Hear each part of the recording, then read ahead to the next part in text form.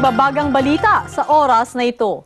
Nagsasagawa ngayon ng pag-iinspeksyon ng Department of Trade and Industry sa mga produktong ibinebenta sa Divisoria sa Maynila. Yan ang tinututukan ng ating kasamang si Francis Folve. Francis. Jing, kasabay ng patuloy na pagdagsa ng mga mamimili dito sa Divisoria, nag-ikot naman ang DTI para tiyaking ligtas at ayon sa kanilang standard sa mga produktong ibinebenta dito. Una nilang hinanap ang mga ICC stickers sa mga panindang Christmas lights.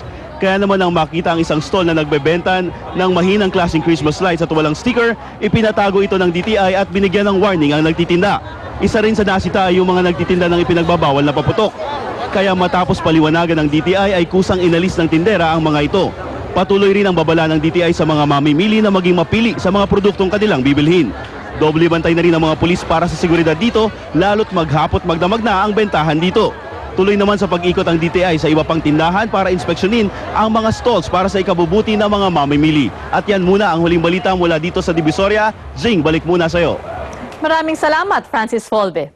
Maging una sa balita, i-text ang Alert On sa 2366. Manatiling nakatutok sa ABS-CBN para sa iba pang nagbabagang balita. Magandang umaga.